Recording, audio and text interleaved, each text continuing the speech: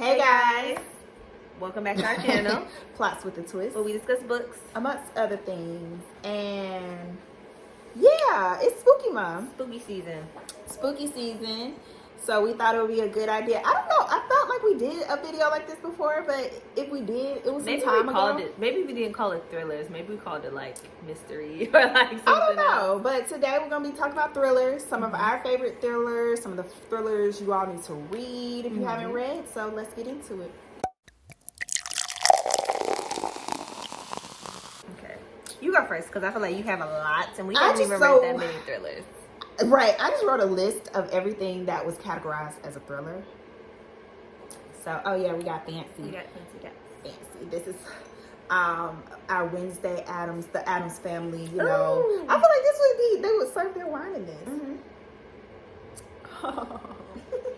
Mm-hmm. Ooh, you like the wine?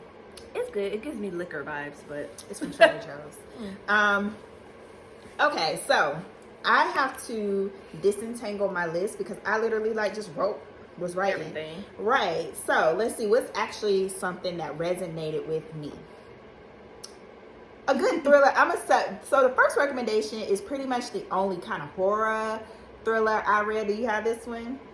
What? The Outsider by Stephen King. Oh, I don't have that on there. So only reason I'm mentioning this, it's not the only good, reason. though. I did enjoy it. I think I enjoyed it even more because I watched the show and really enjoyed the show and whatnot. But Show was I good. think for people who don't really do horror or don't really do that type of genre, it was a good read for that because it wasn't too overly like, oh my God, what's this spooky boogeyman element going on? But it definitely was there. Just to remind you, it was about something plaguing this town where this young boy got murdered, and pretty much his soccer coach was accused of it, but the coach was like, I'm innocent. And there was another element at play here. It was something, sinister. So yeah, I think that was a really good one, one that I was surprised by. So I think that's why it also made it to my list of one of my favorite spooky horror type thrillers. So. Okay, I'm surprised. Yeah, I completely looked over that. So, Cause she was like, so I feel like a lot on my list are they are categorized as thrillers too, but most of them have like mystery elements. So to mystery it. thrillers. Yeah, mystery thrillers, but suspense type that type of thing. So first one I'll mention is Apples Never Fall by Liane Moriarty. Really? So it was listed as a thriller. It has. I think I said thriller on that the before thing. about it was another Liane that was listed as a thriller. But yeah, so if you guys remember, that was her latest one where a mother of I think 5 and wife she goes missing after inviting kind of this strange woman into her home, and it just follows the story of her kids and her husband trying to figure out what happened to her, and the father comes up under suspicion for the disappearance of his wife, and then kind of like, it's kind of putting pressure on the family to see like what's going on. And yeah, I thought that one, it was a great read. I feel like I hadn't read anything by her in a while, and so that one really kept my attention. And it did have like a thriller, like, because you didn't know if like something sinister happened to her or if it was just like she disappeared, like did she die? And it kind of like leaned towards like, something happened to her. And I'm not gonna spoil it if you guys haven't read it yet. But yeah, it was a cute little mystery. Not really like a horror, like super thriller, but definitely like mystery, suspense. Like kept you engaged, like what's going on? Yeah, like what happened. So yeah, that's one of my picks. Okay. I can't even see your sloppy handwriting. First of all, my handwriting is really neat. It's not that neat this time, but it's legible. More so than yours. Okay. So, boom. Okay, so a mystery thriller. I'll go that route. So, mystery thrillers is probably predominantly what we read. But they still kind of keep you on the edge of your seat. Yeah. Keep you wondering. And this one was a slow burn. This one wasn't one of those. It very much was more so mystery, but it's a mystery thriller. So I'm going to include it. And that's Long Bright River by Liz Moore. I remember that. No, I haven't read it, but I remember you talking about it. It's good. So that one was about this woman. Her sister goes missing around the same time a string of these other murders are happening in her town, and she's a cop, and her sister went another route and became like a drug addict, I think. And so it's just like touched into that family dynamic, as well as what happened to her sister, what's going on, is there someone out there targeting women like that. But yeah, it was really slow paced. I think at the time I said it reminded me like of a TANA French novel or whatnot, because it just had those details, that family melodrama. But it was a really good story, very intriguing, kept you engaged, like a nice hearty mystery thriller, one that gives you like feels and like helps you like connect with the characters. Cool. Okay, so next on my list is another like kind of mystery, a little more a little darker than the last one, and that is Faithful Place by TANA French. You know, she's our favorite mystery murder mystery girl. So this I think is the third book in the Dublin Murder Squad series. What is it called? Yeah, Murder Squad. Oh no. Okay, and so this one, it followed like Frank Mackey. Girl, she got the synopsis. Cause I can't remember exactly what I read. But he and his girl Rose Daly were set to run away to London together. Girl. But one winter night when they were supposed to leave, Rosie didn't show, and it just goes back and follows like Frank trying to figure out. I think something happens, and he's trying to figure out, you know, what happened to her, and kind of works with the cops. He's a detective now. Frank is a detective, right? Yeah, I think something happens where he has to go back home. Yeah, and a lot of that is like it comes up. Yeah, and he's like, you know, pulled back into like what happened to her, because what they, you know, they kind of never figured it out. So yeah, that's one of my favorites. I think TANA French, y'all know we rave about her all the time. I really love her, how she tells a good story, how she sets up a mystery, and her thriller, even though it's not specified as like horror really, but it still takes like a dark, it's definitely like a dark, seedy underworld that comes with like her stories that I really enjoy, especially with the Dublin Murders series. And like you could just imagine someone's in the shadows smoking a cigarette, right, with a gruff voice, like exactly. So yeah, I love like to read anything. I'm not gonna say anything about her because I read something outside of the Dublin Murder and wasn't too impressed, but I really, really love how she sets up a mystery with these detectives. Like it always grabs me and sucks me in. So yeah, one of my faves. All right, so I'll get back to a spooky horror. I mean, not horror, but spooky thriller. This one was very much kind of like, what's gonna happen, edge of your seats. Parts of it was predictable for me, but I'm just that kind of girl that just tries to figure everything out in the first chapter and then just keep going to see if I was right or not. And so that was The Shadows by Alex North. I was intrigued because I think that their debut was The Whisper Man, and I had heard a lot about that. And so The Shadows goes into like this string of this murder that happens at this school, and pretty much it is tied to, it's like, is it a copycat murder from this other murder that happened like maybe 15-20 years prior in a different town? And so again, one of the people who is involved or investigating, I can't remember. See, I don't need no synopsis. I'm trying. Girl. One of the people that was investigating was trying to see if everything was connected and tied together. And then you kind of got a history of pretty much what initially happened in the first murder to see, you know, its relevance. So I enjoyed that one. I actually did that one with a reading group on Instagram. That was like one of my first times doing like a kind of a buddy read situation outside of us, with other influencers. So it was really cool. So that's probably why it's one of my favorites, because of the experience in reading it. But I really enjoyed it too. Okay. All right. So next on my list is one that I mentioned here kind of recently, that me and Kristen both read, and that is The Night Shift by Alex Finley. And that's classified as a thriller. And if you guys remember, it basically is about a murder happens at an ice cream store where 2 or 3 girls, I can't remember, y'all, That's why I gotta look at the synopsis. But a couple of girls get murked. And then and then like 15 years later, the same thing happens, like during their night shift at a ice cream parlor.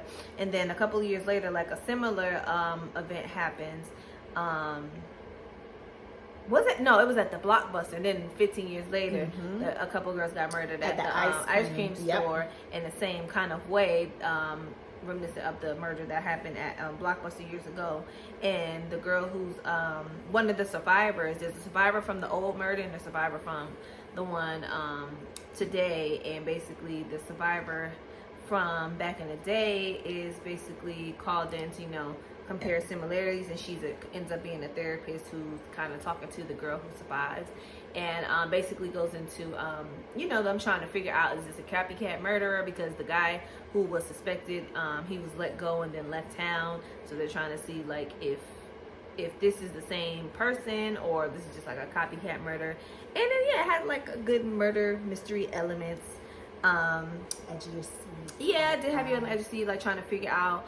There was a couple of, what do you call it? What am I trying to say? A couple of characters don't make it to the end, which you kind of like, pulls at your heartstrings. So yeah, I really enjoyed it. It's one of the later mysteries that I've read this year that I really, really enjoyed. So yeah, that's Night Shift by Alex Finley. Okay, so next for me, let's see. It's like, what way do I want to go? So I did like this one. I did. This one was my introduction to this author. Come to find out, this author has tons of like mystery thriller type, really mostly like kind of suspense thriller. Ooh. I'm about to say, calm down. I almost spilled my wine. And I really enjoyed the book. In comparison to some other books, I think it still stands strong, and that's Lock Every Door by Riley Sager. You haven't read any of his books? No, I've seen the name plenty though. Yeah, like I want to read Final Girls. I want to read some other books that he has, and I think he actually has something that came out recently. This month to me. Yeah, but when I came across Lock Every Door, I think it was either last year or the year prior, trying to get a spooky month read, and I really enjoyed it. So it was like this girl moved into this hotel. She got to stay there for free, or not a hotel, but like this apartment. They got to stay there for free for something, and pretty much suspicious things start to happen. And is that Lock Every Door? What's the other one? Oh, the other one is Home Before Dark. That's the other one I read. So no, that's Lock Every Door. So I was like mixing plots. But things start to happen that kind of creep her out, and less than a week later, she's running out of the hotel trying to like save her life. And so it goes back into what happened between that time. And so it was just very interesting, a kind of weird premise. I think the thing that makes it one of my favorites is that it's a unique premise, a unique plot line, at least to me, because I don't read a lot of those types of books. But yeah, and it had like a spooky element, a potential paranormal element. Like you didn't understand what was really going on until things were explained. The plot twist was kind of plausible. So it was really like overall successful in everything. That also makes a strong thriller for me if it's like believable. So yeah. Okay, so next on my list, y'all gonna be like, girl, you don't read nothing but people getting murdered, and that's what we do. That's it. I love that. I would say I love drama, like TV and stuff like that, because I can't deal with that in my real life. Of course not. But on TV, like make believe, yeah, love it. So next on my list is going to be Dark Places by Gillian. Is it Gillian or Jillian? Gillian Flynn. I feel like it's Jillian. It might be Gillian. So, she was one of the book girls. Yeah, that was like super popular for a while, especially after that one movie with Ben Affleck that they came out with. Gone Girl. Yeah. So Dark Places. This one followed Libby Day, and basically she was a survivor of her whole family got murdered, right? And from what she remembers, Ben did it, her brother. But come to find out, or so she thinks, like there's been there's a group that's contacted her that's convinced of her brother's like innocence, which forces her to I guess like go back and contact him, or go back to the her old hometown and kind of like, you know, uncover some like secrets and see like what really happened, because she was so young when it all happened, and she's kind of like questioning herself and like what she saw. But yeah, it was just like a real like crazy story, to be honest, because her family was like massacred, and then to know that her brother is the one who she believes has done it, and then to go back and kind of figure out like, you know, well, what really happened and how did all this come about. So it was really a favorite of mine, I believe, when I read it. I think it's one of my favorites of hers, because I've read a couple of hers, like Sharp Objects, Gone Girl, and something. And I think Dark Places was the one that was like kind of like grabbed you and was like, okay, like what is going on, because the premise was so crazy and kind of like, you know, sad too at the same time. But yeah, that was one of my favorite thrillers by the girl. We could go multiple ways. We could go multiple ways. Like I said, I just wrote down all the thrillers I liked.